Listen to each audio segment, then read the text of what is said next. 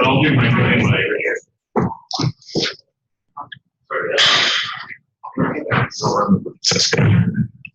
Chris, are we good to resume? We are good to resume. Let's roll. Great. Thank you for your patience during the extended break while we got the technology going. And Chris and Dale, thanks for your hard work making that happen. Much appreciated.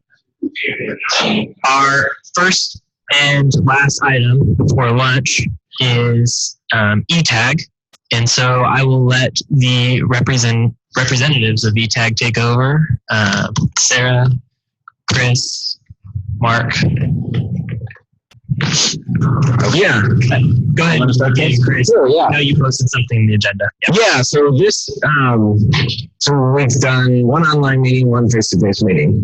We're currently working on our charter, so in our membership, and just really very beginning stages thing.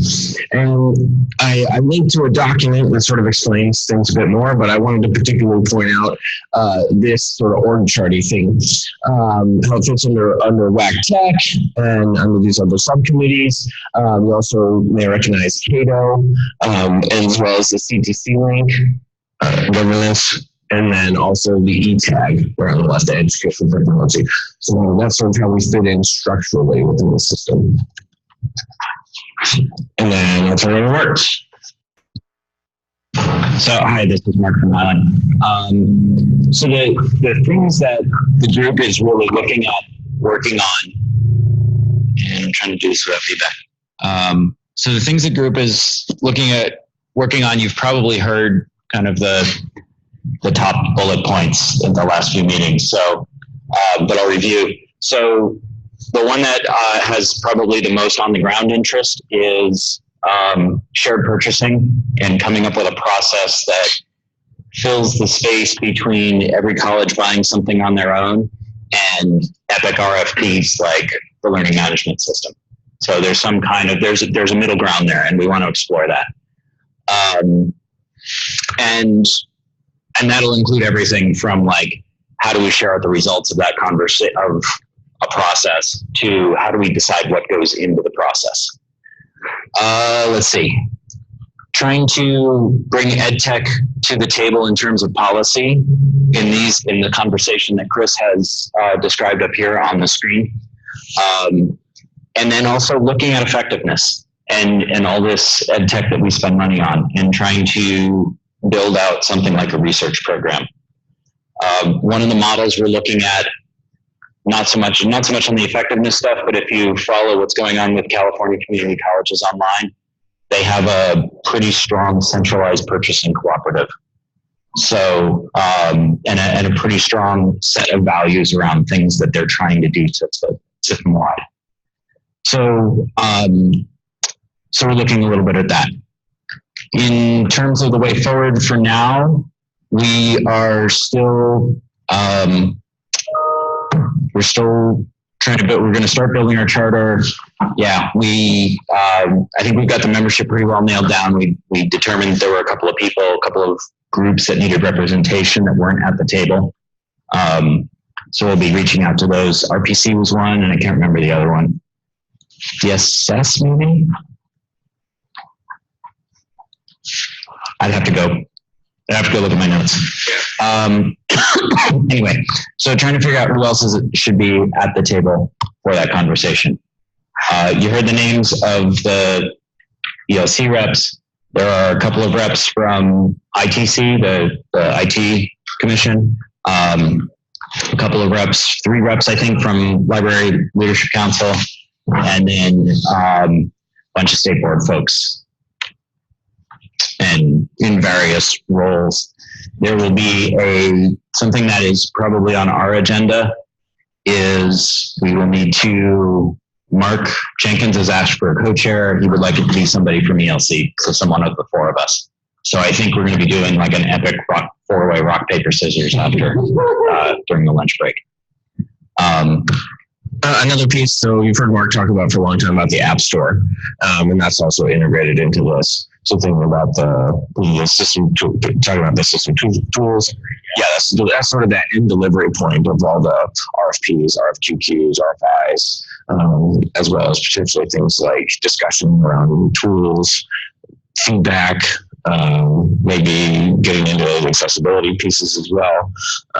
So that's all going to be part of the broader plan. So I think, last spring we did some work as a group, like a brainstorming shared Google session on things we should look at buying. We'll start pulling on that material as we start ramping up, as we get some of the process and some of the guiding principles and some of that locked down. We'll be able to start drawing that material into the conversation. It took a lot longer than I think anyone expected to get this idea approved and official with the Strategic Technology Committee and with the presidents. But it's official. We just need to now do the work.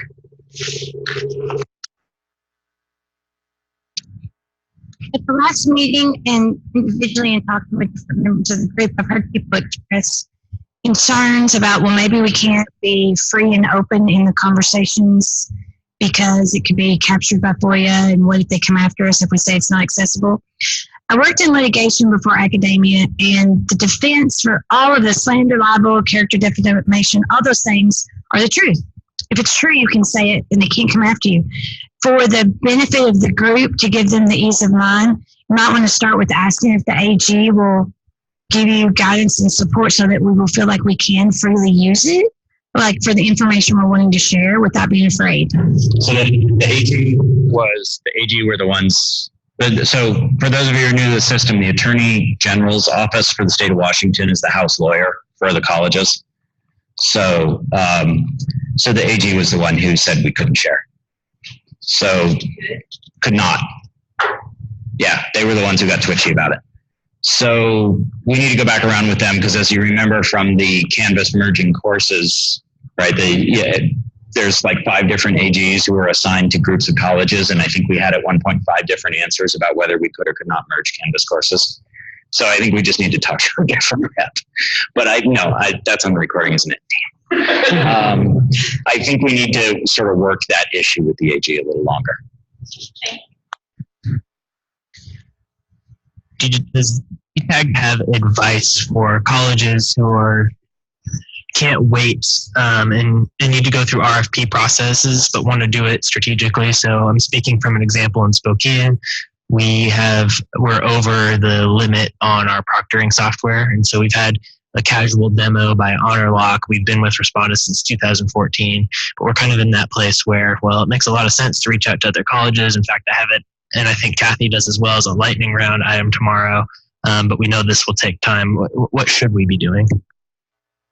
I don't know, Chris might have some thoughts on this too. I think from any of the conversations I've had,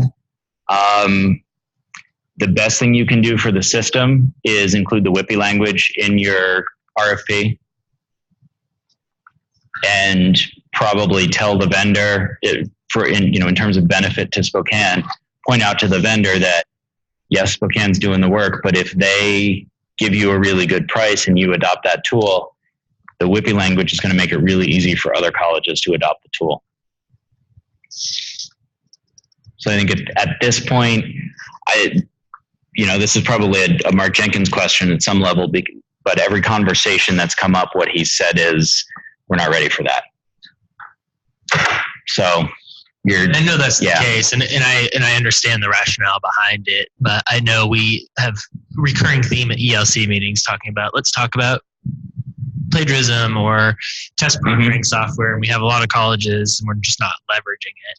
And so I realize it's a process, but I'm also knowing that I'm going to have to go through it myself soon, so trying to figure out what makes sense. But I appreciate that advice. Yeah, no, I mean, I think that's, how patient can you be, right? Sure. At some point, you got to get work done. That happened with us, honestly, with 3Play at Highline. We had to get captioning. We knew we were going to be over 10,000. So I ran an RFP. And we basically used my RFP for the system RFP. But for now, that's what we got. I think ultimately the idea is that ETAG is going to give us a framework to use for that discussion, because we've been here long enough. We see we have this discussion, it starts to get a little momentum, and then it just like dissipates because it's not clear what the path is. Does it make sense for colleges who are about to do something like that to loop eTag in, or would you go back to it's too early? We'd love to know about it. I wouldn't want to do one without a phone call to Abe Roca, who's on eTag, but is the state board's procurement officer for IT. And in my experience, at least, is pretty sharp about things you want to throw in your RFP to make it go well for you. So I'd certainly reach out to Abe. But yes, we'd love to know about it. I think it's a good case study of like why we need to get this process put together. In addition to things like accessibility testing, if we all want a thing, who's going to pay for the testing? And so I'm thinking about sharing that load too. That's certainly something on my mind as we proceed with eTag. Yeah, and I think I kind of glossed over that, I guess, when we were talking about what the App Store means and what system procurement, that kind of middle ground of system procurement becomes. But there's all kinds of vetting that we're supposed to be doing, and sometimes we do and sometimes we don't, right? Around data security, data governance, accessibility. So we need that would become part of the process that would get built into the process. But honestly, I got to think we're at least 9 months out from even beginning to like start running something through the process. Just wondering, what does WIPI stand for again? Quick, Google it, somebody. Washington something purchasing higher education, Washington insurance. Basically, the short version is, so it's WHIPE. Probably not the Urban Dictionary definition. No, I'm sorry, it's WIPHE. WIPHE, that's the problem. Yeah, there you go. That's it, WIPHE. Yeah, I wouldn't have clicked on the Urban Dictionary. Washington Institutions of Public Higher Education. Okay, so it's for those of you who are not familiar, it's like 2 lines of text that you include in a contract that essentially says, Highline has made this deal with 3Play, and every other institution, every other Washington public higher ed institution can buy off that deal. So that's the technical mechanism that makes the Canvas system buy work. So community colleges do all the work, and then like UW's a bad example, but Evergreen, Western, Central, they're all buying Canvas, but they initially were buying it off of our contract using the WIPI language.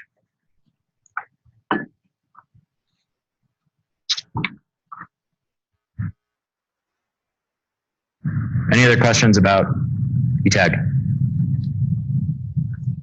Probably worth noting, you can see Cato is coming back to life, and it's there in the same block, and eTag. In eTag, we did talk about trying to figure out how to liaise with Cato, and we haven't figured out the mechanism yet because we haven't figured out any mechanisms yet. But that's high on our radar screen. Other questions, comments?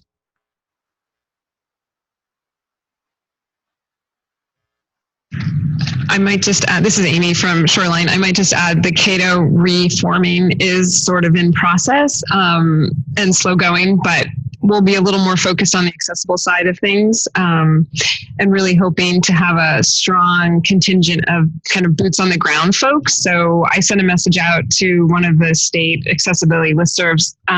So if any of you are the accessible IT coordinator on your campus, or you know who that person is, we're hoping to kind of half of Cato made up of those folks who are going to bring the real world experience to the conversation. So you can have them reach out to me.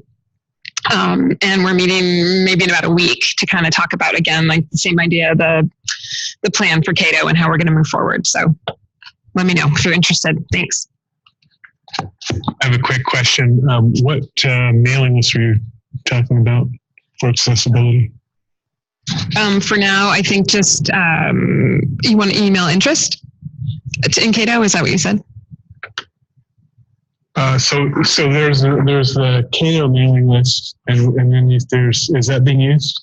I'm not really clear on that. I actually sent the request out to the wrong listserv, so I found out that the hard way. There is supposedly an accessible IT coordinator listserv, and I don't know what happened to that one. I think it kind of died a slow death. And the Cato listserv is very small. So I think for now, you can message me directly at Shoreline. This is a.rovner at shoreline.edu. Or Mark Jenkins, but you'll probably hear from me faster. Maybe. Okay, thank you. Thanks.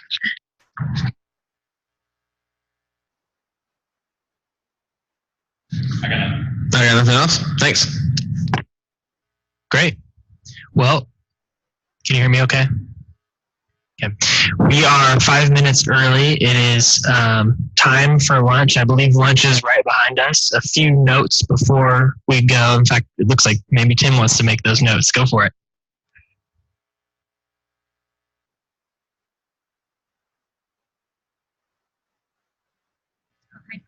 Use a mic. Use a mic. For those of you who don't get to come to any of this stuff online, you get to hear it. If you haven't had to use them yet, bathroom straight down the hall, around the corner if you need to use one. Like I said, we've got basically make your own sandwiches over here. If you can't stand the coffee over there, we do have a coffee cart. It's only slightly better at the coffee cart. Sorry. At 12:30, if you would like a tour of the brand new Workforce Ed building, I've got that arranged. So we need to kind of meet just out in the hallway over here at 12:30, and we'll do a quick walkthrough tour. I can point out some things on campus. I am one of the old guys on campus, so I can tell you history type stuff. Anyway, Matthias come along just so I can teach him a few things. Sure. Oh, I do have 3 breakout rooms, including this room if we're going to actually use rooms rather than the corner tables for our group things. And I'll get maps so I can show everybody it's right here in this building. But we can have our own spaces instead of having to try to, keep Tina Torres quiet in the corners. It just doesn't work. So that's a good point. So a couple of things to mention before we adjourn for lunch. The first is tomorrow is a working lunch, and we'll be doing lightning rounds and agenda items during lunch. So I encourage you to take this opportunity to network with folks because you won't necessarily have that tomorrow as we'll be working. The other thing is right after lunch at 1, we're going to start work groups. And so maybe you want to give us a little more detail on where those rooms are at, and maybe you want to organize your groups before lunch, but there's no reason to meet back here before that. So at 1, I encourage you just to get with your work groups. Based on feedback from the last meeting, we've extended that so the work groups have some more time. So you'll have until we meet back here for work groups to report out at 3:10. And that's intentional building a 10-minute break. And I expect you would have a question. Yes. Yeah, do I just join whatever work group I want, or is there one that I should be joining? Yeah, that's a great question for the new folks. We typically establish work groups and you're able to join any that you want. We have currently 3 active ones: OER, WAC, which is our professional development conference that we put on, and Equity, Diversity, and Inclusion. Does anyone want to say anything else about those groups for the new folks and give them some information about what to join? We've always got lots of work to do in WAC, so come on down. This is probably a question not for me, but more for the individual work groups. The question is, how do the folks online participate? So if you are part of a work group, how can folks online participate with you?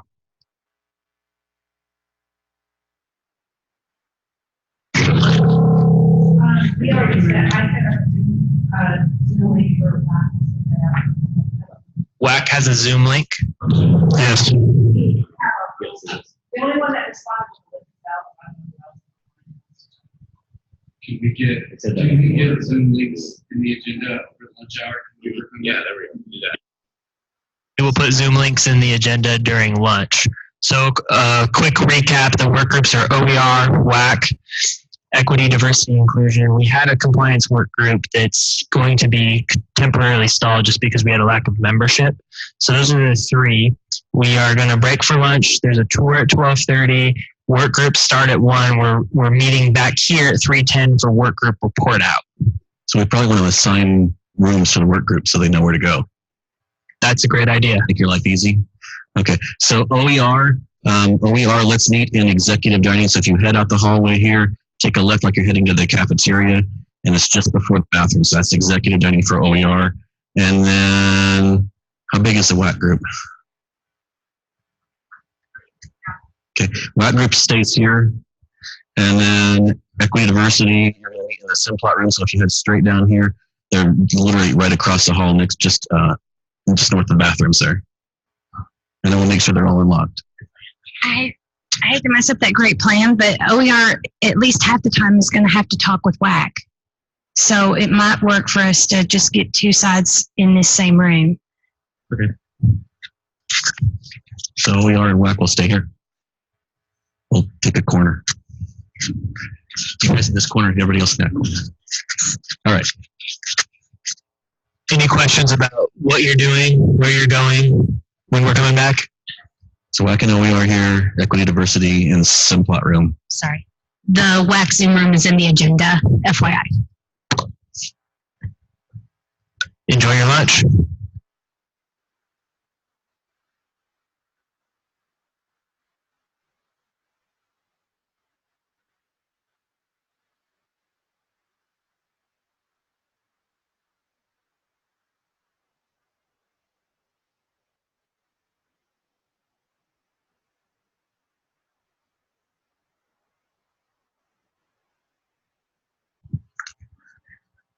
The microphones are being distributed, so please remember to speak into the microphone. They're being distributed.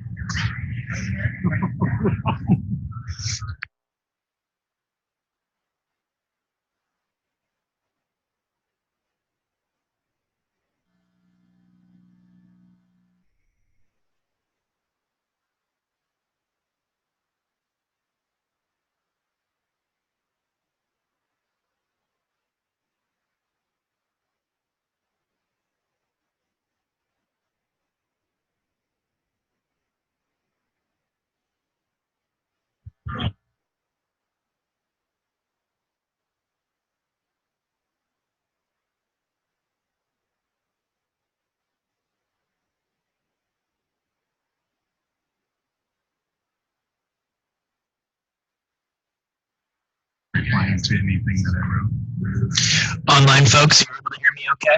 Testing 1, testing 2. Fair. It's a little low.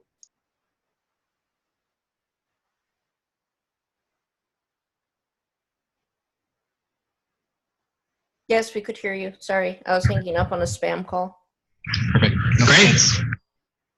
Okay, OER group, do we have a volunteer willing to report out?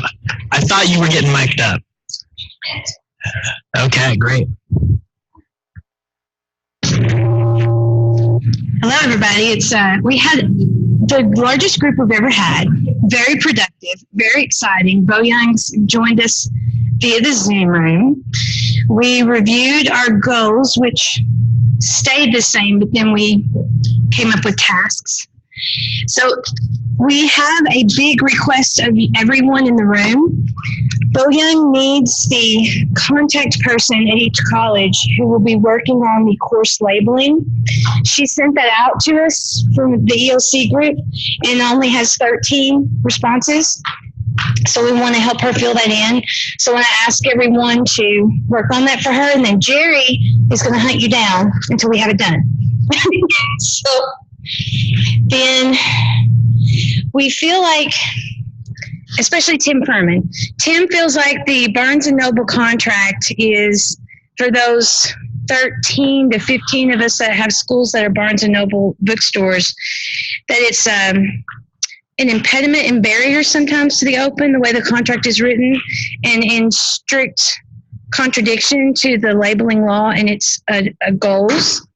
So we're asking those that we need to quietly share the contract. We're kind of reviewing the wordings in the contract in hopes to maybe, as our presidents are sending out information about Running Start and maybe the books and maybe this is more OER, as to the time comes to renegotiate those contracts, because they are negotiated, they're not all the same, that would be careful next time in the wording to make sure that the Barnes & Noble contract is not impeding the OER the way it is now. So if you are a Barnes & Noble school, Tim will be sending out information asking you to share with him your contract and any case study stories from faculty on how it's impeding the OER, how it's impeding the low cost. So you'll be hearing from Tim about that. Have you heard that? Yes, and I know it is. Tim needs to learn where to keep his mouth shut. I see. I work for Barnes & Noble and OER haven't had any difference. I just wondering, I've had 3 different Barnes & Noble schools, never had a problem using OER. So I was just curious, what are the issues out there? Do I have time to discuss it, or should I say we talk about it tonight, Patrick? Each group you have 7 minutes, however you want to use it.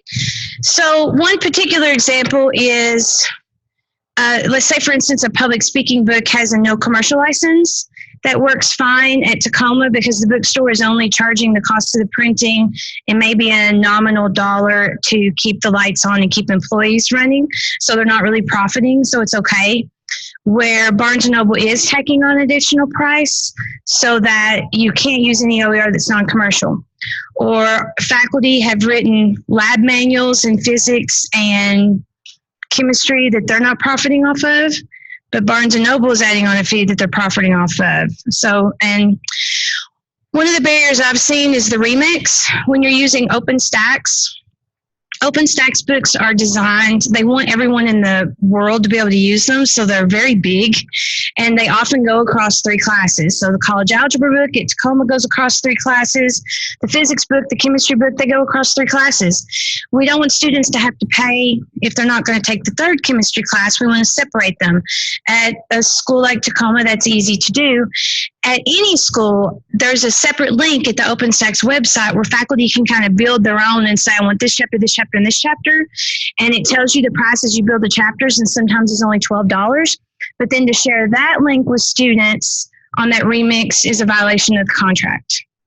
And the Barnes & Noble price for the remix is more than the cost of just buying the whole OpenStax book. And Dale has a...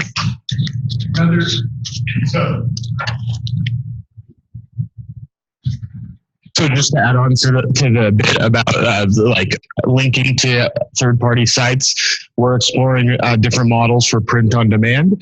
And with OER text, with instructors are remixing heavy and offering print on demand services, we're looking at in-house publishing, but we're also looking at third parties like Ingram's Lightning Source, where students can get low-cost print-on-demand text. There's also, other, I don't know. Anyway, you wouldn't be able to have links to these print-on-demand texts for students. So, and then we can talk about it more tonight because I want to mention our other updates, but I'd love to talk about it more with you. So you just want, if you can get your hands on those contracts, you want to see what they say. That's what I hear you asking. Tim is going to collect them. But that's what you're asking for. Yes. If that's possible. Okay. Yes. Then leak them to you if you don't know how to get them. It's timely with us talking about potentially providing more OER to students for Running Start. Several years ago, Bo Young put a wonderful list together of OER for what's called the Washington 45, the top 45 enrolled courses. But like 5 years has gone by now, a lot of new OER is happening.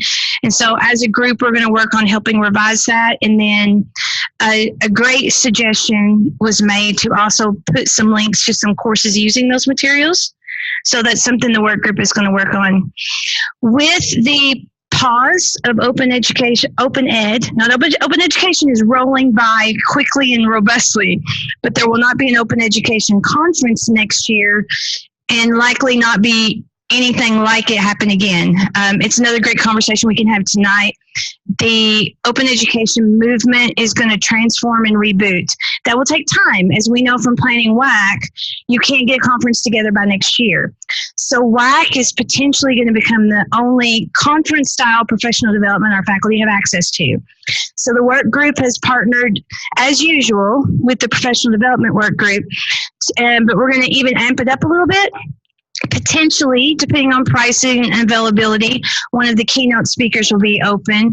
We are going to make sure we have sessions on beginner, intermediate, advanced, and an unconference session type work style. But then what's really exciting is we're going to have, potentially after lunch, a large room of faculty talking about their open in an OER speed dating event. So faculty can come in, it's after lunch, you're a little tired, you don't want to sit down for an hour yet, but you can walk through and see what's going on with other thought leaders in your state around open education and get a lot of ideas, see what's going on in courses. And that's it. We've got a lot of work to do. Questions? Thoughts, concerns? Kudos. Thank you, everybody. We had the largest group we've had so far, and it was a really great conversation. Bo Young was a big asset in filling us in on additional information from Open Ed and helping us set goals for the next year. Thank you. Thank you. Am I on? Am I working? Okay. Okay, WAC. Do we have a rep from WAC that's volunteering to share an update? Nothing from WAC. No. This is Kathleen. So I'll just report out what we did today. It's going to be March 26th and 27th, 2020, WAC. The ticket prices, the early bird is $160 this year, and the late bird is $200. We have 4 proposals so far. Yay, earliest ever. I'm confident. And so the request we have to the ALC is that you please encourage your faculty. Don't stop encouraging them. Set yourself up a calendar date every week. And it's going to be at Tacoma. Yay, again, Tacoma. It's going to be in the student center at this point, not in the gym. I don't know. I'm kind of hopeful. I'm going to talk to Chris. But in the student center, and we're using Sketch online again. It went really well, so we're not printing again. And again, Tacoma, Hermosa, if we're saying her name right, is working on that. She's terrific. We're going to do the same swag because everyone loved it, but a different color. The jackets. We're gonna the complimentary tickets are going to be based on need this year, and Sarah Griffith is handling that. So if you do have a need for a comp ticket for your college, please talk to her. And we're asking that we're not just giving them out and have them exchange. And part of that is money, and we need to have money to carry over for the 2021 year for catering up front. Basically, what we need. We're still thinking about keynotes. We have a vision about the first keynote that we want to have everybody. And they're also considering Hey, Kathleen, we can't hear you online anymore. Can you hear me now? It's blinking green. I can hear you. Okay. Can you hear me now? Hello? Do you hear me? It's gurgling now, yeah. So we're gonna considering a student for a keynote. And again, what I said was we're gonna send out a vision about the keynote takeaway that we're thinking about. I'll send that to everyone. And I think that might be it. Is there anything that I forgot?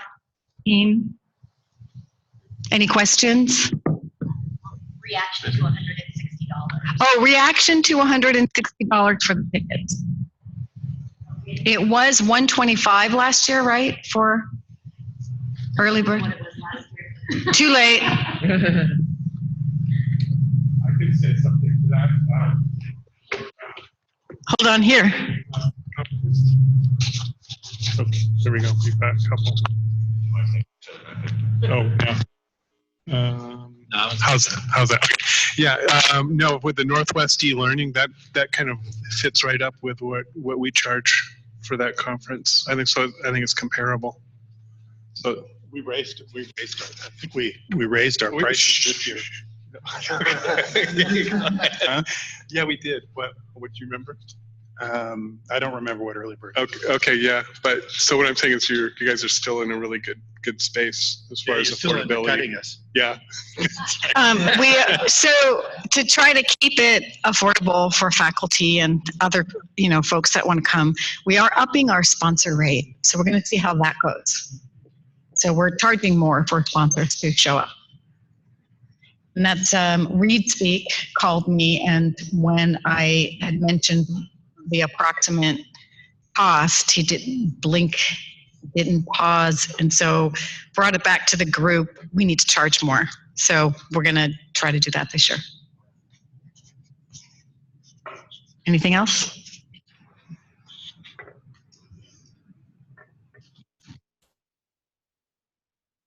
Any questions for WAC?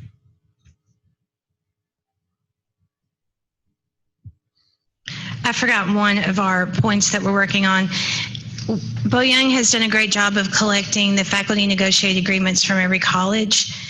At some colleges, the college has the copyright to course development, which would impede the sharing of the OER. So we're going to work together to come up with some draft language to send back to the college to suggest that they adopt, so that in those instances that the faculty can share to Commons, so that when the faculty want to share with OER, that the college will release that copyright and allow the faculty to share. Well, I turned it off.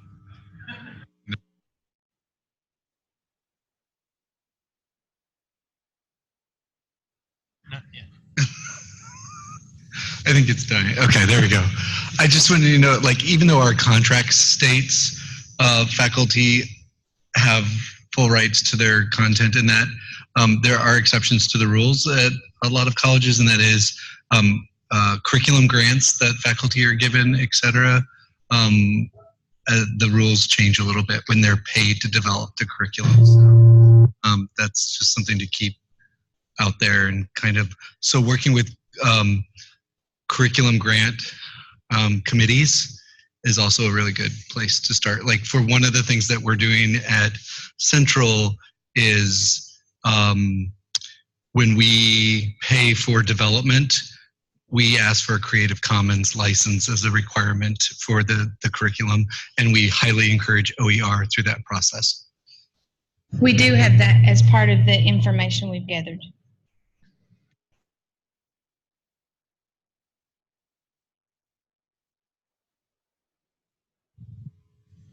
Okay. EDI group.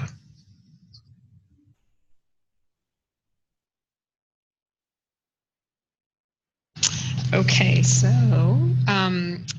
the EDI group, we spent a lot of time kind of trying to, the opposite of broaden, tighten up kind of our plan for the next couple years. And so we spent the bulk of our time coming up with what our outcomes are. And so I'm just going to share those with you for a minute. So at the end of we think it's kind of like 2 more years, a total of 3 years. The ELC members, that's y'all, will be able to, number one, articulate our role in addressing racial inequalities related to student success. You will be able to apply an equity framework to decisions about educational technologies and online learning to improve student success. 3, we will all be able to lead initiatives that promote inclusive learning strategies supported by technology. We will support each other and collaborate to further system equity goals by sharing best practices and lessons learned. And finally, we will all be able to self-evaluate progress on this work and make a plan for the next 3-year cycle. And then we got into the weeds about all the language and all of those, and then how could we make sure they were measurable and doing our good instructional design, backwards design. And I think kind of our goal for this year is to hopefully have a guest speaker at the spring meeting, Patrick, if that's okay, and do kind of a self-assessment of each campus and how we're doing, and then have a guest speaker, and we have some ideas of who that might be, come and help us all acknowledge sort of our implicit biases and our homogeneous group of folks here, and are we really, how can we make the best decisions for our campuses given our own personal circumstance, and making sure we're really making sure we're making decisions that are going to benefit the students that we're trying to target.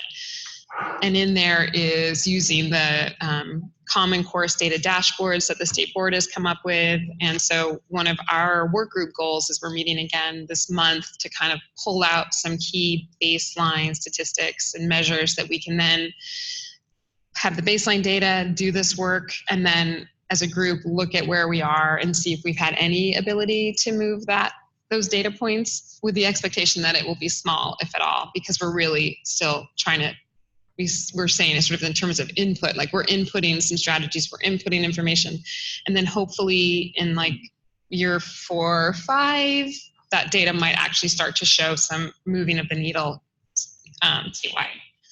So I hope that makes sense. Anything else? No, you did it. All right, that's where we are. Thank you. Questions for the group? I think some professional development for this group's a great idea. Yeah. Before moving on, I would just appreciate some feedback from the whole group around the work group times. So especially as we plan for, of course, on winter, and we'll talk about the winter meeting tomorrow, but especially as we plan for spring and how much time we want to schedule for work groups, we made an adjustment this meeting based on the feedback to give 2 hours for work groups. So my question just simply is, how was that? More, less, the same?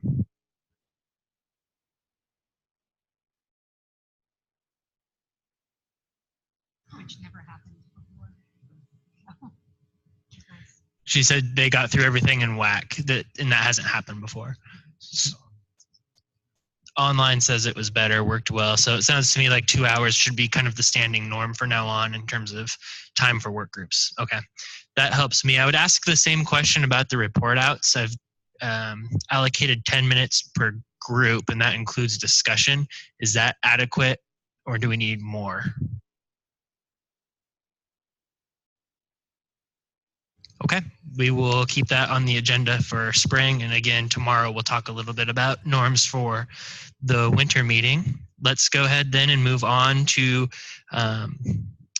updates from our state board colleagues. So there's some documents and slides in the agenda, but I'll turn it over. I don't know if some of them are coming in online or if Steve here is taking all of it, but I'll turn it over to the state board.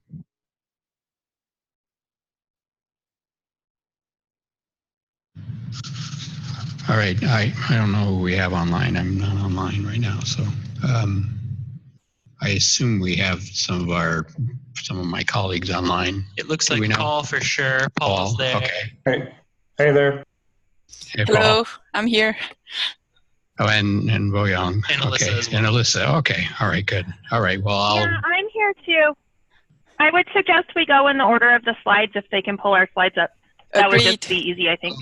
I guess we need to. Which unfortunately makes me first, even though I'm starting with a Q item, quality matters. Normally I'm first because alphabetic my name's order of our Alyssa. name. Yeah. I'm kidding. I know. I get it every time. Bo Young moves me to the top. Let me start the Zoom room, and I can. That's okay. They've already got the slides up. Okay. Good. All right. Thank you. Thank you. Yep. All right. Here you go. Okay. I just have. Can I just go ahead and go, Steve? Is that okay? Sure. Okay, I just have a few quick slides. Update on Quality Matters. Our October APP QMR had 100% completion. I'm just completely wowed and amazed by that. So a big thank you to Mitzi Philpott and Brandy Long for facilitating that. I don't know what was different. We're just going to chalk it up to that those ladies are amazing, but I was super impressed. That's the first time we've ever had 100% completion on a workshop ever. The November IYOC started today and is full or almost full. I think we only had 1 or 2 seats open. And the December APPQMR that's open for registration has 16 seats open still. So if you have people interested in that, please go ahead and get them signed up. I didn't put the link in here, but if you need the link, I can grab it for you and get it to the group. Most of the QM coordinators already have that. And then another thing I didn't put on the slides was we did already have our coordinator retreat for the year, and I think that it went pretty well. I think we had a lot of fun, and I think we learned a lot. At least that was the feedback that I got verbally from several of you. So if anybody wants to chime in and say anything about the retreat, please feel free. Otherwise, I'm going to go on to the next slide.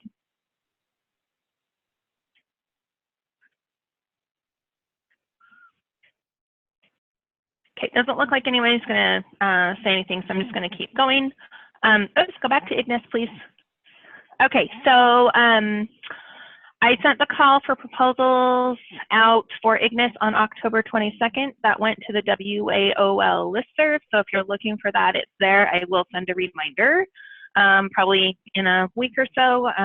So please encourage folks on your campus to submit a proposal to present, or feel free to go into the form and nominate someone. If you give us their contact information, I'll make contact with that person and congratulate them on being nominated and ask them if they're interested in submitting a proposal. So we've done that in years past and it's worked out fairly well. The link to submit is here in the slides, and the submission deadline on that is December 30th. And feel free to interrupt me with questions on any of these as we're going through. Okay, we can go on to the next one if there aren't questions.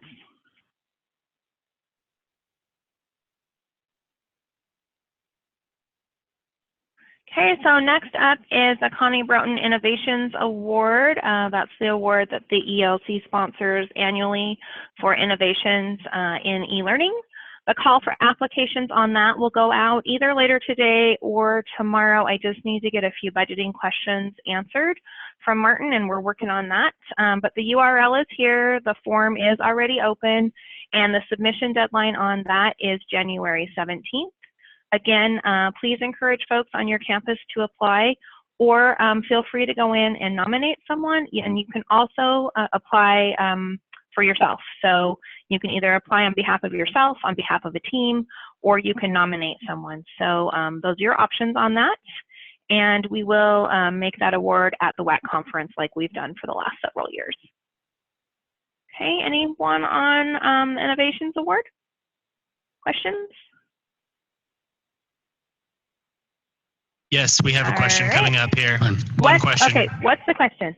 Okay, perfect. So are we paying their travel to WAC or something like that? In years past, historically, we have given the winning institution up to $1,000 in reimbursement for travel expenses, just depending on whether it was an individual or a team. Obviously, a team's going to have more expenses, but it's up to $1,000, but not guaranteed $1,000.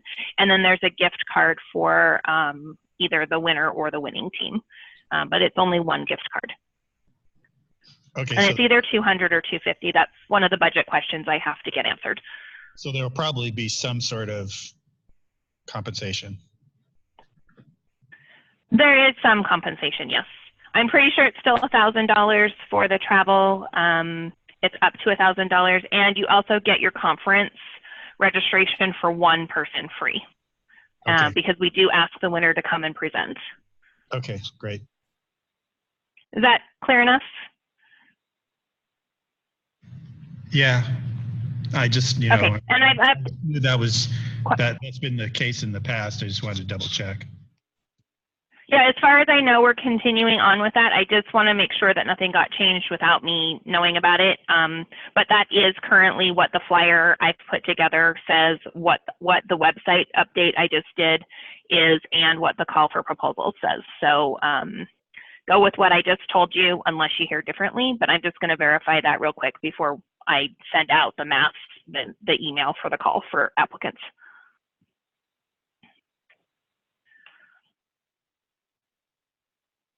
Other questions? Okay, I think this is my last one. Just wanted to mention that the WAC call for proposals went out on 2 different dates. Kathleen sent a message on the 25th of October, if you want to go back and read that. That one went to the ELC listserv. And then on November 1st, which was Monday of this week, I sent out a message that you can just easily forward on to your campus. So those 2 messages are available for you. We will send out reminders. The link to submit is here. The submission deadline is the 23rd of December. And again, please think about who on your campus would make a good candidate to do a presentation, and really work with them and encourage folks to submit. I know Kathleen did a lot of work on her campus last year, kind of recruiting people and encouraging people to present. And you might even consider co-presenting if you have faculty that don't feel comfortable, going into a conference and presenting on your own, or having an instructional designer present with them is also a great combination. Or consider, a group or a team type presentation as well. So all of those calls are open. So please help us promote them on your campus. And that's it for me. Thanks.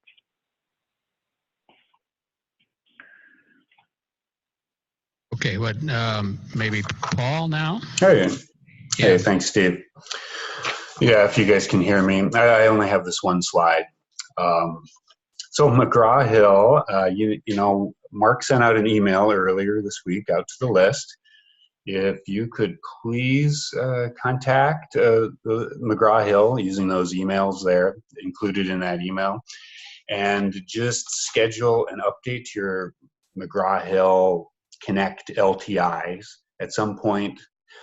We were trying to kind of work through it, relative, as soon as possible. But, the only real priority really would be for the schools that are listed in the next point, the deployment group 3 colleges. And you know who you are. We just want to get you ready in a little healthier state, so that those, at least those McGraw-Hill LTIs work better. And it's only like the slide says, it's just the legacy colleges that have to do this. Some of you won't have any change, depending on how it's configured. McGraw-Hill has a lot of flexibility in how they configure those LTIs, and some of them, work during a CTC link migration, and some don't. So, and jump in with any questions. Then the CTC link. Paul, we have one question for you. Yeah, go. Hold on just a second. So I know if the link breaks, Justin will start getting a lot of emails, but before in the review, does McGraw-Hill have a list of who per se at our college is using it, or would we have to just ask faculty, please let us know if you're using McGraw-Hill? Paul, I can answer that one because I just did this for all of our vendors. If you ask them, they'll tell you. They'll even give you a list of the ID numbers for each of your students. Thank you so much. Brandy, you just talked to McGraw-Hill. Is that what you meant I there? just talked to them in terms of setting up the appointment. I think I'm meeting at the same time as Clark. Yeah. Right after, it's the Wednesday after school gets out. And they gave me a list of which faculty and textbooks we have out there. I also talked to Cengage and Pearson. Great. And Brandy, if you want to include me or have questions about that, because these, this all comes about because these vendors can identify courses and users, students and faculty in different ways. I guess like I mentioned, one of them deals with an SAS ID change in Canvas and others do not. So, hey, but so we've got 6 courses coming up. Oh, yeah, that's great, Brandy. I gotta collect all this stuff up, and I have a migration document that I'm sharing with you all, and I'll try to start cataloging LTIs, LTI tools. Just kind of brought up brought about because of this McGraw-Hill challenges that Clark has had during migration. So yeah, that's about all I had. Set up a meeting with me, deployment group 3 colleges. If you have questions, it's coming, March 9th. It's not that far off. And I'm going to turn the mic back to Steve, unless anyone has questions. Thanks. Chris, did you have a question? Yeah, I was going to say that I had set up an appointment with McGraw-Hill to adjust LTI for that same problem with the CTC link. So it's just a matter of them their LTI pulling the Canvas user ID rather than this SID that they have. So yeah, just contact them with that email and they'll set up a day with you to make that change. And Paul, nice. Thanks, Chris. Paul, is this something that only matters when you migrate to CTC Link, or is this something that's coming down the road for people like DG8 or whatever? It does, yeah. Is that Mark Lentini? Yeah. Yeah, it is. It's you know what? So it's kind of more a matter of bookkeeping, is why I said, well, it'd be, try and schedule an update sometime soon, just so that it doesn't, fall off the list and get forgotten. I know these deployment groups are spread over so much time that, clearly, you guys that are way out there, could care less, but yeah, so it's of course totally up to you. We're just asking you as a kind of a nagging nanny kind of a thing to look into it. Thanks. So Paul, yeah. So this is something that you want to do when you're going to getting ready to deploy. I mean, or is it something that you would do now, even though deployment for us is like off a while? Yeah, you can. You know what? You can do it anytime. And the I think the recommendation is to, I think some of you guys like Brandy and Chris mentioned, I think they'll try and schedule it in between terms because it can disconnect stuff, or and you'll probably have to talk with them to really suss it out. But maybe late in a term, before people have gotten into the new courses. So. You see, so it's nice to have a couple terms or so for you to plan that. Maybe do it over summer, Okay. And it's for not just McGraw-Hill, it's for potentially any of them. Well, you know what? So Mark Carbon sent out that email, and it was McGraw-Hill. We saw the clearest problems with them, based on, not their fault. Right? Just the history of how we've configured that tool. There might be stuff, like Brandy posted, if you can see that. She's talked to Cengage, Pearson, Sunlu. I mean, there's dozens of these LTI providers that you're probably using. Now, most of them are doing things in kind of a robust, reliable way, the way that they're identifying your users and courses. But, we don't 100% know. As time passes, I'm still getting information from Clark after they just went through go live here about 2 weeks ago, and then we'll get more in March again with another half dozen schools. So I'll record that in that migration doc, and so then we'll have a little bit better idea. It's been, Chris Saran at Tacoma, those guys did a great job of testing LTIs early on, but I think there were still some problems, and that's been 4 years ago. So we're kind of starting over.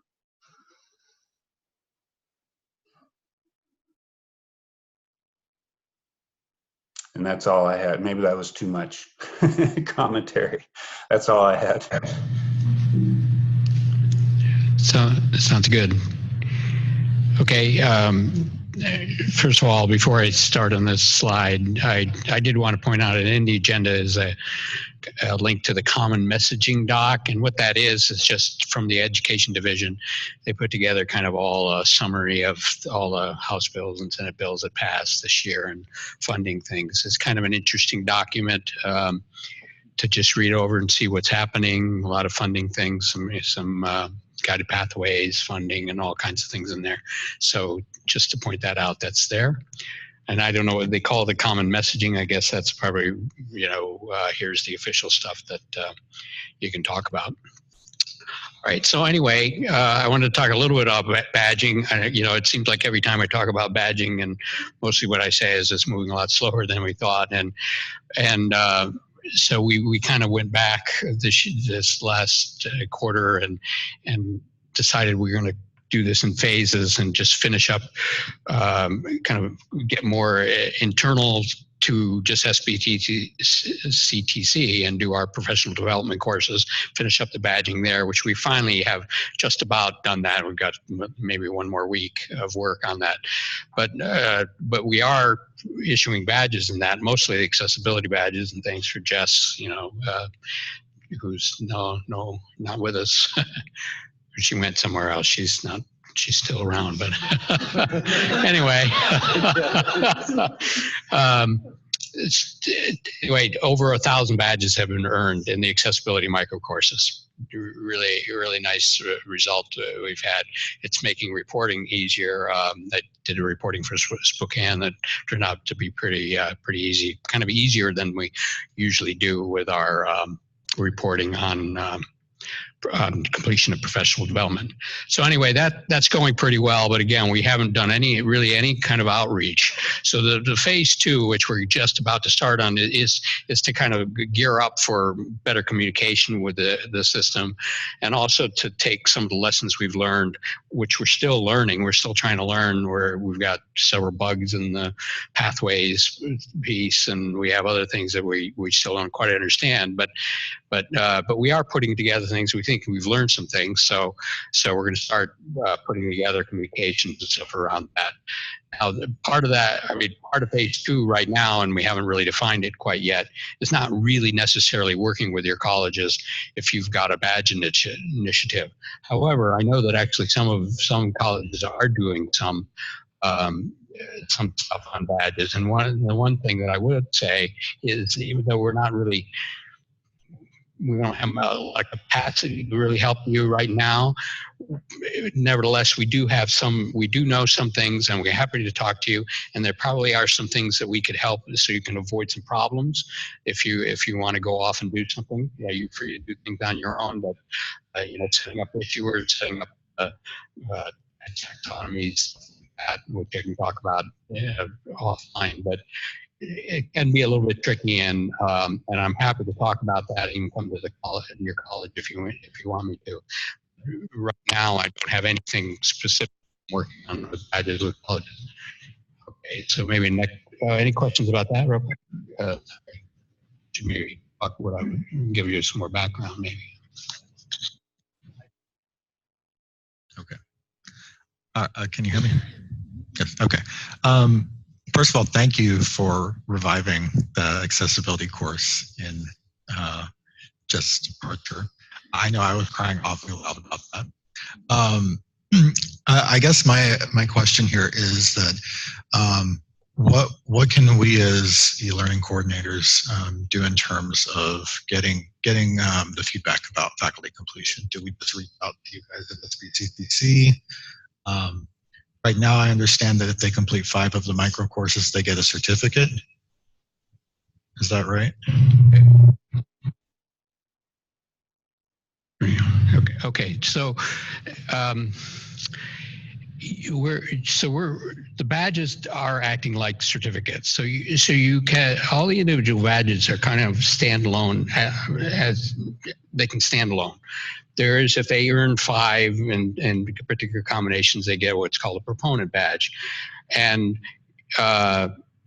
it's it starts to implement what we talked about at one point, which is roles. Like you might have web your communications people who really ought to know something about PDF documents that they're posting on the web, whereas your Canvas faculty ought to know something about accessibility in Canvas pages and maybe how to not put scanned PDFs and power and do PowerPoints that are so you could specify complete these particular combination of badges. Now right now it's just set up so there's kind of 2 foundational badges and then 6 other areas which people can mix and match. They get 3 of those 6. So again, it would be up to your own. So if you only require 2 of those badges, that's fine. They're all there and they're all earned, and we can report on those separately. So we're not actually turning that into a certificate per se, and I can go on and on about that, because I think what's ideally, and again, this is a larger topic for later. Ideally, when this badge stuff really starts to work as we hope it does in a year or 2 from now, these badges will circulate, and the combination of the badges will kind of work together in whatever way we want them to. And I mentioned pathways briefly. I didn't describe what these are, but pathways are one mechanism to kind of combine them and say, oh, this pathway are the badges that I'm going to require. So again, with that was probably way too much information. Well, the badge can be printed as a certificate, and so we could treat it as that. Okay, so is that if I needed to know if faculty have completed that, is that what I'm asking them to do? Is badges, or is there some other way that I can see? Yeah. So one of the things, and we will put this stuff out, and I'd say that actually later. We will put that accessibility micro courses out on Commons soon. We've got to do some conversion. But it actually does make sense, if you're not planning to make any changes to that, to just go ahead and use our course, because the badges are pretty flexible. You can now, so we can report out easily, as I did for Spokane, who's earned the badges. I'll just send you a report. Just tell me, hey, who in my faculty have completed this? I'll just quickly compile it and send it. You could ask your faculty to just send their a copy of the badges to you. They can email it to you. There's an easy way for them to email it to you. I think, well, again, that'll work. That's probably what you set up for certificates. So that's another way. But again, I think the way we're hoping that eventually works, that you can kind of just do a search for the badges and you can find that stuff without having to have those extra steps. Because, the faculty will forget to email it to you or whatever else. So, but anyway, you can try both. I'll send you a report or whatever. Okay, yeah, that was my main question, because I know with the original Accessibility 101 course, I could go into the eLearning tab and at some point you guys might put an update and say, folks who are going to speak this training. And that isn't there with the micro courses. So I just wasn't sure if you guys were still able to keep track of those completions, and it sounds like you are. We just have to reach out. Okay, yeah, good. Thanks. Thank you.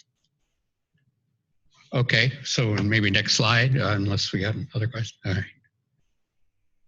Trying to give Bo Young enough time here, but quick comment about this, and I want to get into this, but and I've heard several conversations about Tidy Up. City Labs has come up earlier today. Design Plus is their software that does the styling in Canvas courses. You've already heard of You Do It. Well, this City Labs group is now kind of hosting that You Do It application. So Paul has written us, has provided that application for us. But we've looked into this because it may be more useful for us to go through them, because then Paul doesn't have to maintain it. Tidy Up is a software that looks in your Canvas course and finds all the files that aren't being used. And this came up from, you can probably see it's immediately useful, because there's lots of files in courses you don't know if they're being used or not, and it's almost impossible to tell where, if they are being used in your course. You don't want to delete it and find out that you linked it from this Canvas page. Well, Tidy Up will find all those for you, so it's really useful. I put the cost up there. I just had we were interested in from our CTC Canvas instance for the courses we create for iBest and High School 21 or courses, so to help us out, and we were interested just for that. But I put up some of this information, and of course opened up the larger conversation about, well, what about the rest of the system? I wasn't going to really mention this because we don't even really have an effort. The ETAG group's not really up and running. We don't really have an effort that says we're going to go off for RFP on this. But I'm going to mention it because I've heard the conversation 3 or 4 times that people are looking at this. Some people are getting Design Plus, for instance. So we may want to start to think about this as a system. She has given me pricing. I started to look into some kind of contracting things and whether the pricing, she will vary the pricing, for instance, so that the more people we have, the more FTE, that we get discounts. So that's why I put that up there. And it's possible that we can do this in a kind of a phased way that, for instance, if we had SBCTC buy a license that other people could jump on it. That makes it so that we may not have to do RFP. Pretty clear that a couple of these things, especially the tidy up demo, it's easy to do a sole source because nobody really does this. It came out of an open source project, I think, with Canvas. All right, so anyway, I mentioned that. I will probably send out some information on the listserv and maybe schedule a Design Plus demo for people who are interested. Christy mentioned that earlier. So, and part of the reason I mentioned all 3 in combination is that we would get not a big discount, but a discount if we bundled all 3, of course. So that wouldn't be, so there might be a reason to look at it and see if colleges are interested. And maybe we don't have to have everybody buy in, but half a dozen colleges, maybe that would be all right. So you have a comment online from Claver, a demo for You Do It would also be helpful. Okay. A demo of You Do It. Yeah, You Do It is actually available in the Canvas courses now from Paul. And I don't know if the version that we're running in there is exactly the same. I mean, it's the same code base, but I understand City Labs has probably made some updates. So it may not be exactly the same. So you could actually demo You Do It already in your Canvas courses. Tidy up, this slides are linked there, and the Tidy Up demo is linked from there. I don't have a Design Plus demo, but. Hi, this question is for Christy. Which of these products were you talking about earlier? The City Lab product? We have the Design Plus. Okay, thank you. And there was still a comment. What was that? I think we cut you off, maybe. I have a question about You Do It. We have access to it through Canvas, but it doesn't seem to work well. Every time when I run it, there's some problems or errors. And so I am wondering if I may be running another version or if I'm missing something. Somehow I will need help on how to make it work. Oh, okay. Well, see, so that's good information, because that was kind of my point, is that, Paul had made this available to us, I don't know, 2 years ago, and he hasn't really been updating it, and it's a lot to expect for him to keep updating this. So this might be something that we would be interested in providing.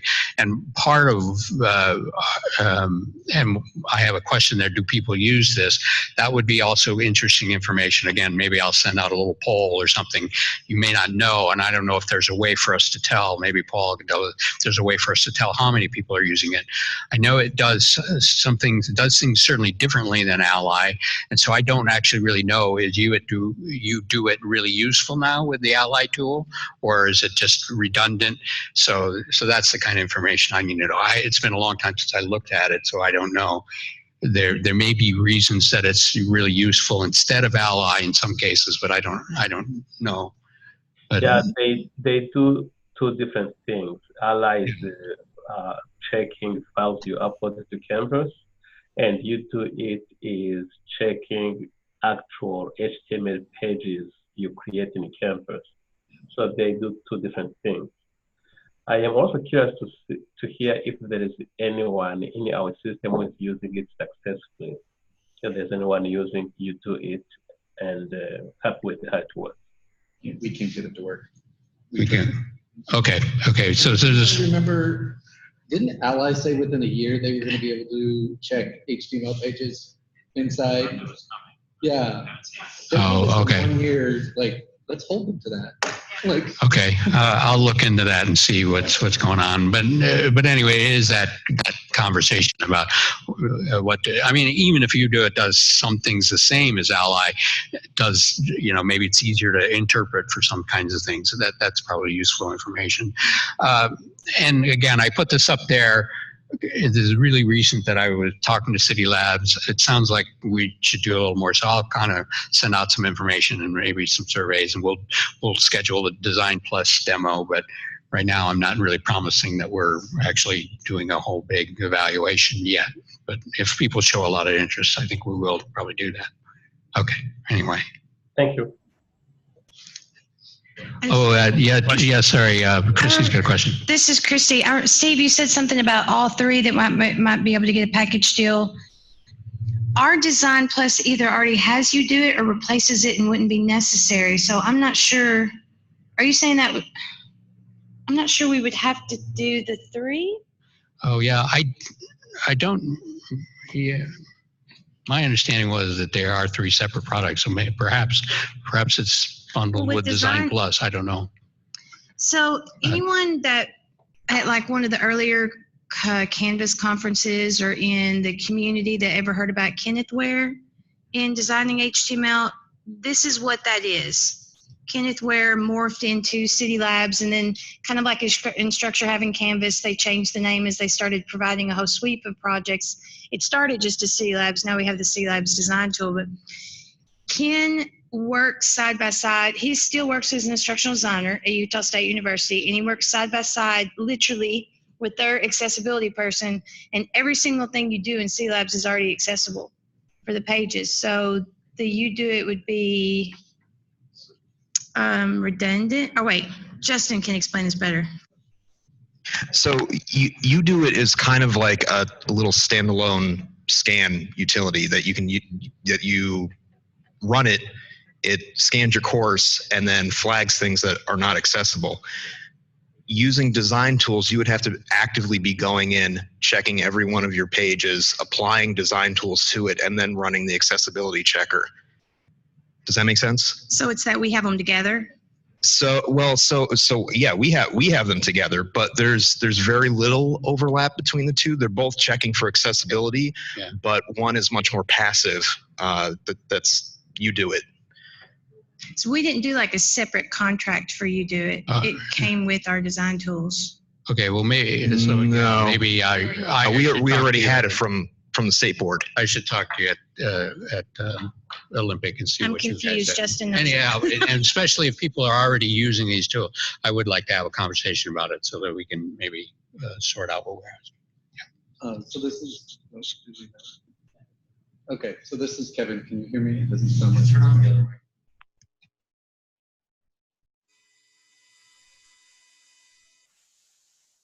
Turned red. Okay, sorry. So this is Kevin. So when I look at this and that these tools sound really great, the one thing that I worry about is like the tidy up. Sounds like a great tool. I want us though to also think about as a group where we want to pressure Canvas to be doing things that they should already be doing for us, right? We as a collective spend a lot of money on that tool. And Tidy Up sounds like a great product, but it also sounds like something that should already be happening for us as consumers of this product, right? Certain reports, certain things that are maybe limited right now, but could. So when I look at this, like I want us to also think about, is that something we want to push back on Canvas to integrate into that product to begin with? Because I don't understand why we can't get a report that shows inactive classes and that already in Canvas. Like that doesn't seem like something I want to pay somebody else to do, right? So I just want us to think collectively about where we want to start pressuring Canvas versus paying other people to fix things that should be there. Okay. I'll make note of that. I'm gonna bring it up. Okay, here we go. All right, next slide is fine. So I just want to be respectful of time, just so you know you're over state board updates. I know Bo Young hasn't gone yet, but you have the next agenda item. So just so you know, you can use it how you want it. Okay, yeah, why don't you go ahead, Bo Young, go ahead and. Sure. Thank you. So, thank you. Can you all hear me though? Can you hear me? Yes. Okay, perfect. Thank you. Yes, So we the can. most so most of the items have been emphasized during the OER work group report out. So I'll just keep it short. So first we are hoping to establish this sort of advisory group of people who will support colleges labeling implementation and who will also be in communication with the state board. So I'm really hoping to see the representation from all of our colleges, and as this labeling work is tied to the legislative request and state policy and class coding with the CTC link. So we really need to be in sync, and so we're hoping to see more schools. And then, again, as shared out during the OER work group report, it has come to our attention that there is this language in some of our colleges' Barnes & Noble contract that requests exclusive use of Barnes & Noble bookstore for all course materials, including OER. So to investigate this further, what we need from the council is the intel. Specific examples from faculty members, and most importantly, a copy of Barnes & Noble contract. So I hope that many of you will respond to Team's survey, sharing your story, possibly sending out the copy of contract. And our OER work group promises that we will keep your name out of it when we report this. And then, the department-wide OER adoption grant pilot. So we are considering a possible mini grant program for department-wide OER adoption, and we need some ideas. So that's where we are. So if the department decided to go all OER, and we might be able to provide some supplementary funding. So of course, we won't be able to support if this is just a one-person department, or if there's nothing to share, then it will be tough for us to justify. And also, we recognize that you might have just one person in the whole department who would never go to OER. So we are considering providing support for those sequence of the courses or group of the courses as well. So the thing is, this is going to be one-time supplementary funding for the department who have already begun the work and then who just need a bit of support to wrap it up. Not for the department who wants to begin the work. So for example, we got this call from a department head from astronomy department, and she said that she's a department head and she has 7 faculty members, and they have been moving to OER, and she has been using the department funding, but it ran out of it. So she was hoping for some kind of supplementary financial support from the state board to wrap up the work. So, that sounds great. So those are the sort of ideal candidates for this grant. So we are in the process of building ideas, nothing fully defined, nothing decided. So if you have a department or group of faculty members who would be part of the piloting with us, and then let us know. So finally, that inclusive access. So this, I'm gonna give some overview. So there is this new trend going around higher education called inclusive access. It has nothing to do with inclusiveness as in diversity, equity, or inclusion. So don't be fooled by the name. It is basically a new business model from the publishers. So what it does is that once the department or college or faculty members sign on the contract, whole classes are automatically signed up and charged through the tuition and when they enroll in the class. So for colleges and faculty members, a key selling point of this model is that students will have all the materials they need ready on the first day of the class.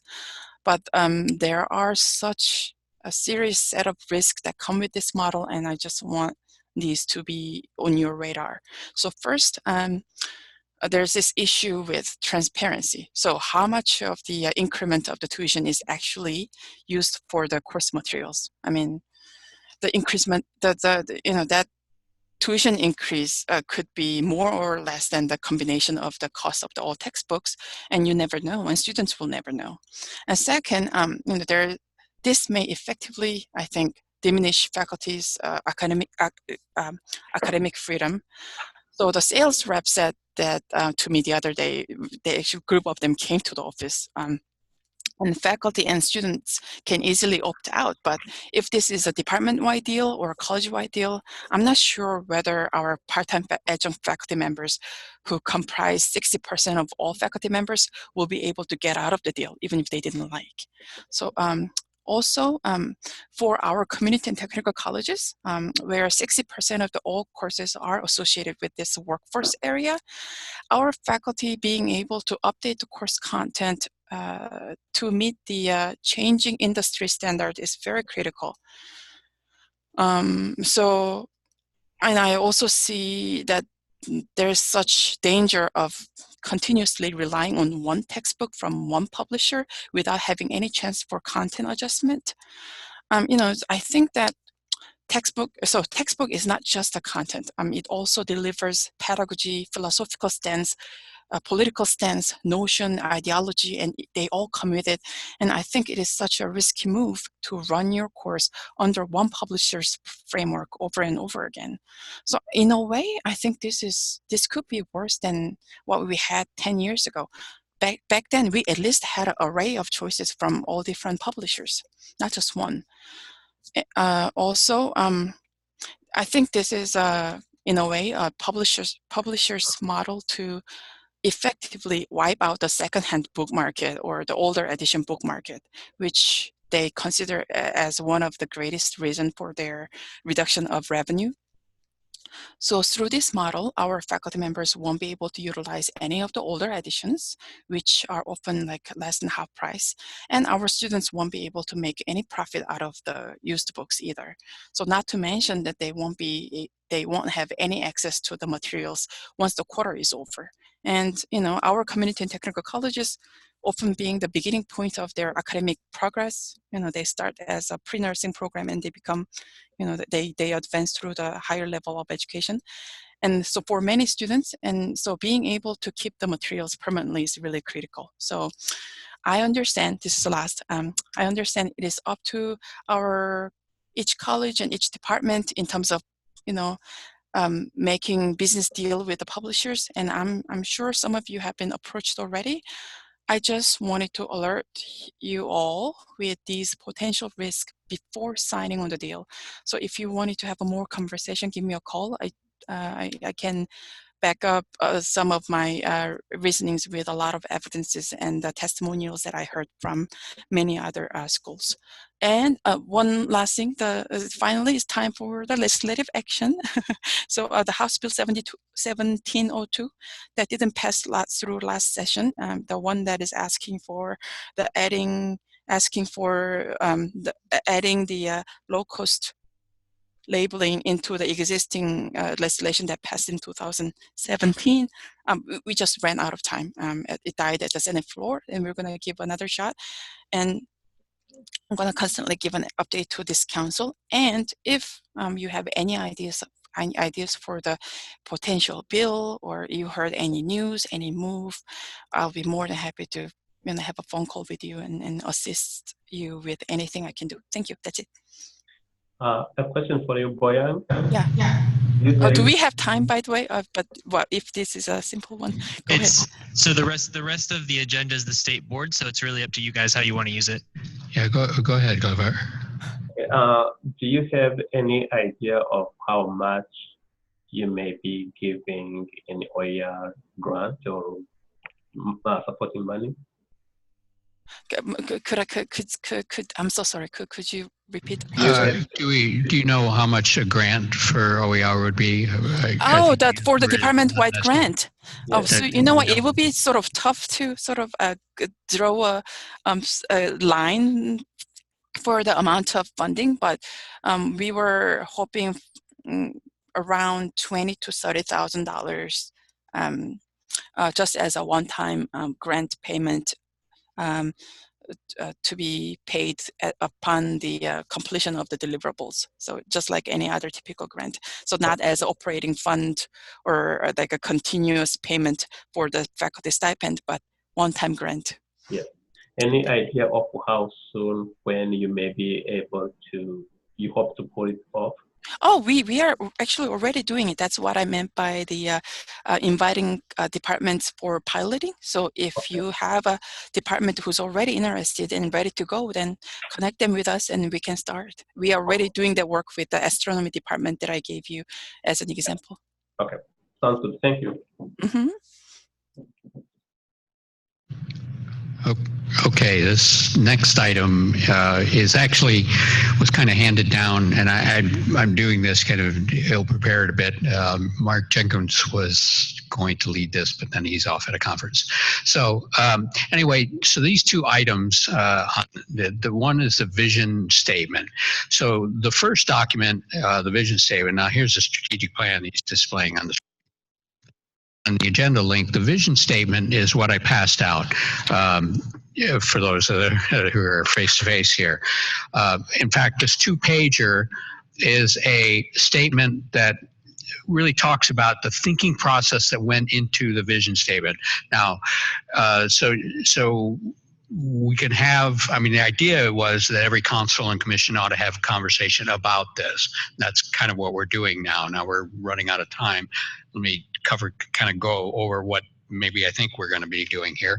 So, so we can comment on this. So we can discuss this a bit to see what do we think about the vision statement and how do we think about how to translate it maybe to what we're doing.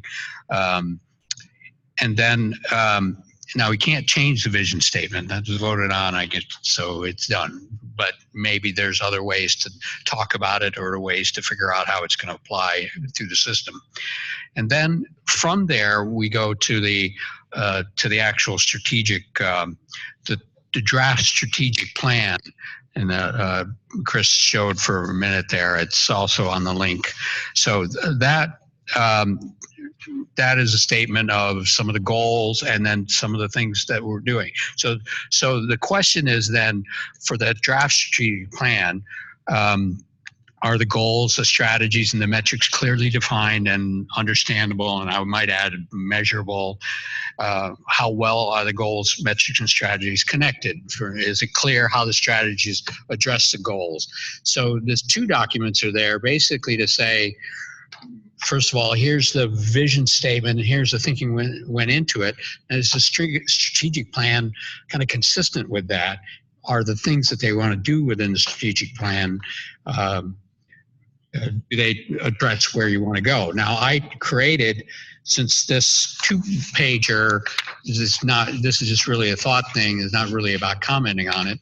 The strategic plan, when I created a Google Doc, which is on that link, which you can comment on. And so I would actually invite everybody to kind of look over that, both now and yeah, you know, after this meeting, to look at that in more detail. It's a little bit hard for us to do that right now and have maybe a really useful discussion, but feel free to go in on those statements and put comments or questions or other things, and then we can look at it and see what's happening. So so if you click over to that strategic draft, so how do you want to proceed? I was going to talk a little bit about this, about the vision statement, and just to kind of point out its structure.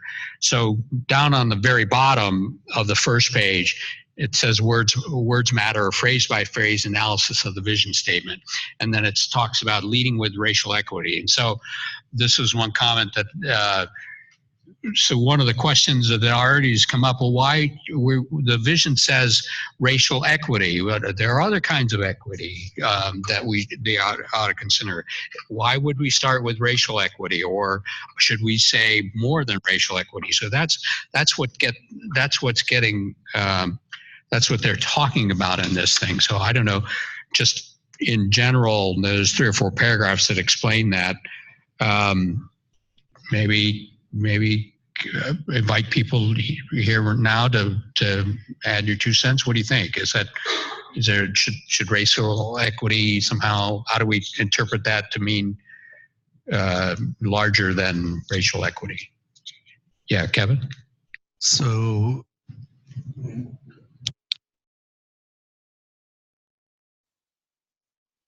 okay, there we go. Sorry.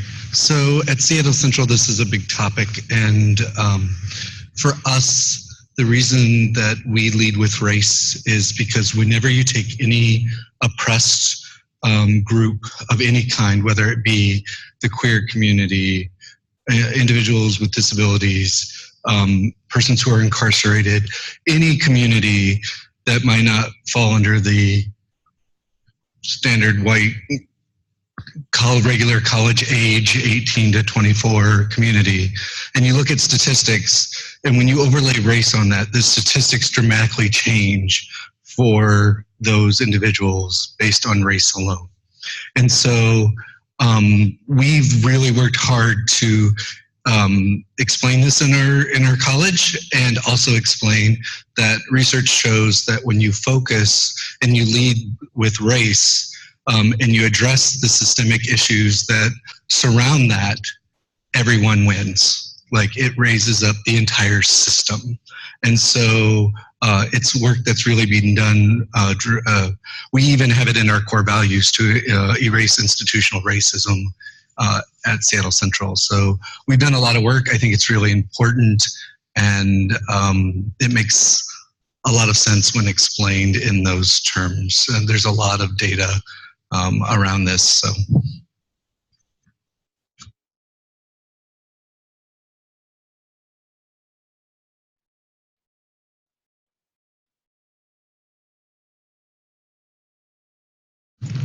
Okay, good. Yeah, thanks, Kevin.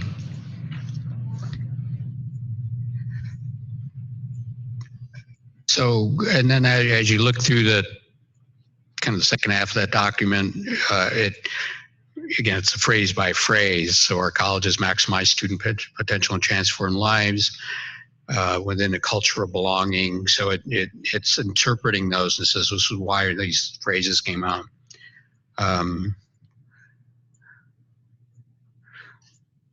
I would put my own 2 cents. I wasn't going to put my 2 cents in here, but at the very end, this statement, I don't have a problem with it. It advances racial, social, and economic justice in service to our diverse communities. I actually had a problem with the very end. You quote, it says, we aspire to create not just a skilled nurse, but a socially just and socially responsible nurse. And when I read that, I said, yeah, that's great. And then I thought, are we really doing that? You know, are we really creating a social, you know, what is it we're doing? Now, again, I can easily speak that because I'm at the state board, but that's what came up in my mind. I'm thinking, well, I'm going to go to a nursing program and say, how is this happening? Is there a way for it to happen? How could it happen? So anyway, that was just one of my reactions. I didn't really have trouble with the phrasing, but kind of what we interpret it, or what other statements come out of that phrasing is my 2 cents.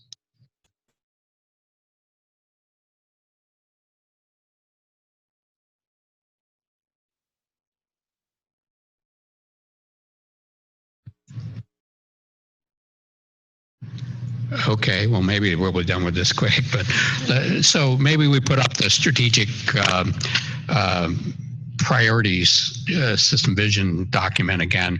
Again, I don't necessarily want to go through this, but because actually, interestingly, I hadn't really seen this until I was sent this task to talk about it with you. So I haven't actually really even looked at it. But later on, there's some key strategies that's on the second page, which some of them make sense, fully implement. Number 2 is to implement guided pathways. And so I don't, maybe people have comments about any of those, or again, this is trying to just get you to look at these and maybe take time to think about it and start to add comments in on that.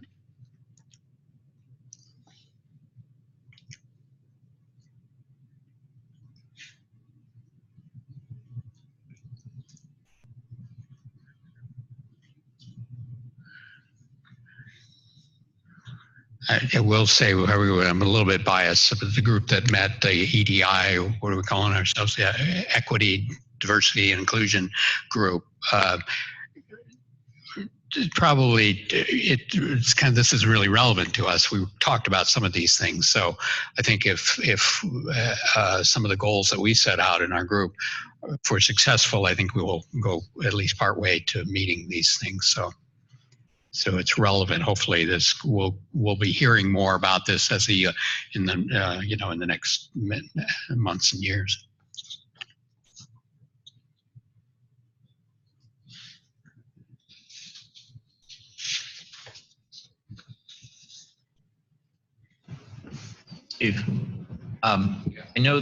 I know you're wanting comments on the online. Is there going to be like, what's the feedback loop on this? If we make comments, like what happens to it? I'm feeling a little bit like this is a lot to digest and try and do on the fly. So a future discussion might be more valuable. Okay. Well, that chew on this, right? Yeah. Okay. Yeah, that's a great point. And I'm sorry. And that kind of is what I started out with. Is I was handed this and said, let's discuss this, but I didn't really nobody's told me what's the outcome supposed to be. I couldn't really find that out.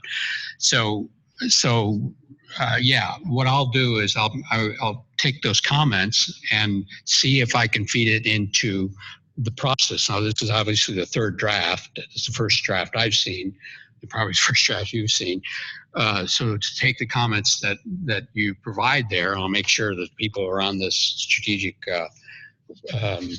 plan committee see those comments and modify the draft in relation to those.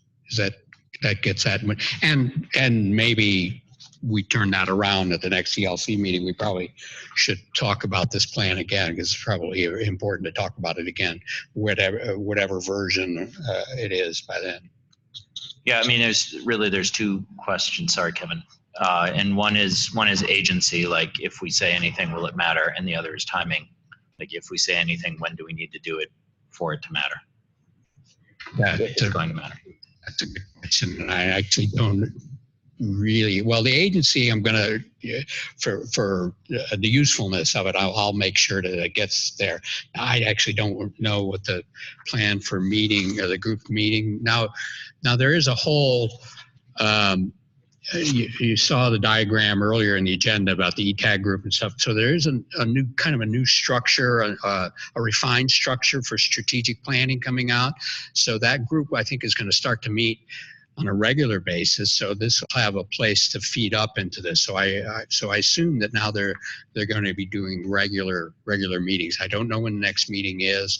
Don't know when their next plan is for getting this. Getting a version out. That would have been a good question to ask, and I didn't do that. So, so timing, I don't know. Maybe I could send out a note on the list when I find that out. Yeah, Kevin. Yeah. So,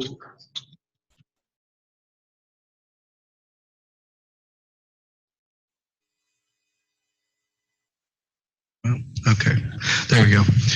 So the one thing that I see, and the one thing that I think we struggle with a lot also in the work that we're doing at our college, is these are great. We have a lot of data that shows where people are not succeeding, right? What I don't see a lot of, and I would like to see more in this plan as well, is where are we doing analysis with the people who aren't succeeding to figure out the why?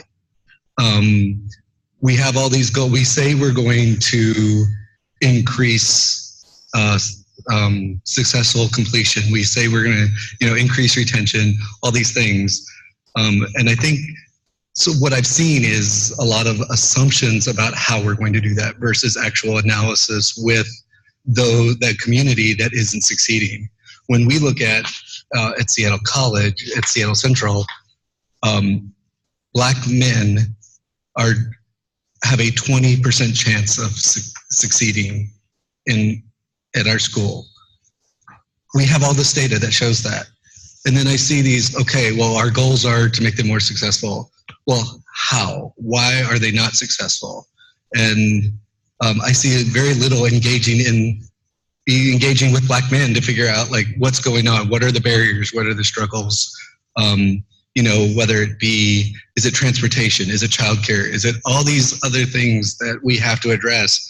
And I think what we're addressing are based on some assumptions and may not actually get to that. So my one suggestion is I would like to see more analysis and engagement of the communities we're trying to see succeed more in all of our plans, not just your plans, in our plans at our individual colleges, et cetera, too. So.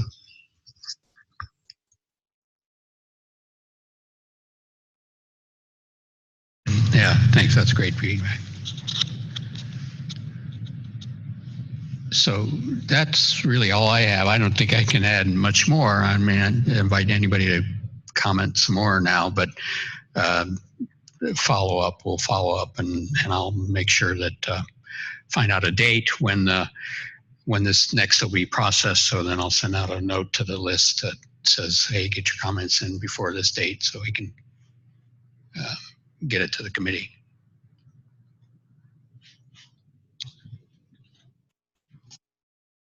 Anything else for the state board?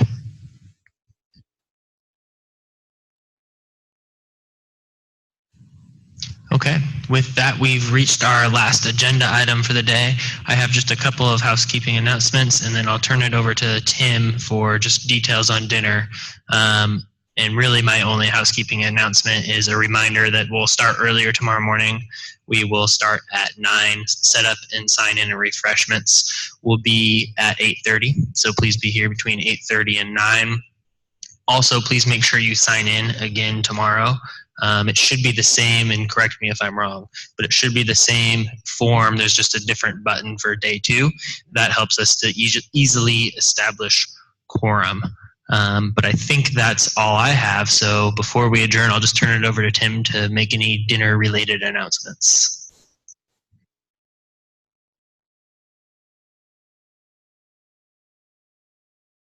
It's just in my section. She's kind of proprietary about this thing, you know? Stop touching things. This is as close as we get to fine dining in Moses Lake, but even fine dining in Moses Lake is cash. Okay, so you don't have to get dressed up to go to Michael's on the lake, but it is one of my favorite places to eat, and usually has pretty nice views of the lake too. So you're gonna go, and rumor has it they've been working on what we call Stratford Road. So if you head down towards the hotel, if you're all staying at the 10 Pin, instead of, well, after you go stop by your hotel room, get back on that main road, which is Stratford Road. It will take you what we call across the fill, and then you're going to take a right and head down kind of into town. And I say that in quotes because it is Moses Lake. We'll basically follow along there, and Michael's is pretty hard to miss. It's right there off the lake. They're expecting 20-ish people, but if more come, I'm sure we can fit you in. That's all I can think of, unless there's questions. Great. Thank you all for coming. See you tonight. Perfect. This meeting is adjourned. Thank you, everybody.